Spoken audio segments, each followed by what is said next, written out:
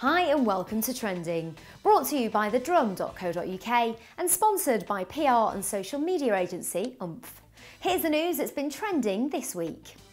UK government plans to clamp down on illegal file sharing could be delayed for more than a year because the new rules are being challenged in the High Court. Under the controversial Digital Economy Act, anyone sharing copyrighted films and music online could have their internet access slowed down or cut off altogether. While the film and record industries have welcomed moves to stop piracy, some internet service providers have expressed concerns about how it'll affect their customers. BT and TalkTalk are now challenging the Act in the High Court on the grounds that it infringes internet users' basic rights and freedoms.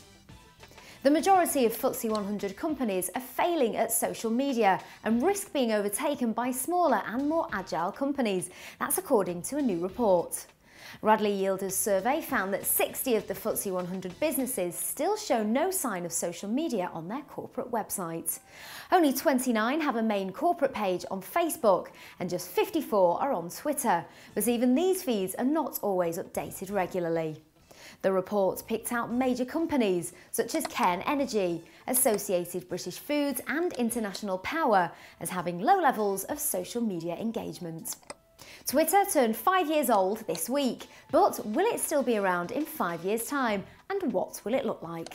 Twitter, is it going to be around in the next 5 years? What I can say about Twitter currently for Manchester Confidential, and in fact all the confidentials, is that we've had a ball with Twitter over the past 5-6 months.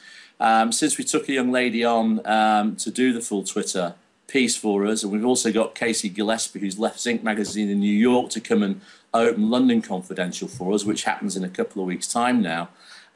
We were seeing up to 12 months before November flatlining really on our readership. November year on year was up 56% in 1 month. It was quite frightening. Well, not frightening, it's nicely frightening. So I think what we're talking about is something which basically is something that's been around for the past 6,000 years. Don't get your knickers in a twist about the technology with Twitter. The fact of the matter is it's just the oldest form of advertising, and that's word of mouth advertising.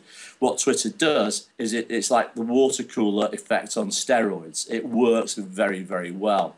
Will it be here in 5 years' time? I think anything that actually does the job of what Twitter is doing will be here in 5 years' time. Is there a 14-year-old kid designing a better version at the moment in his garage in LA or indeed Moss Side in Manchester? Who knows?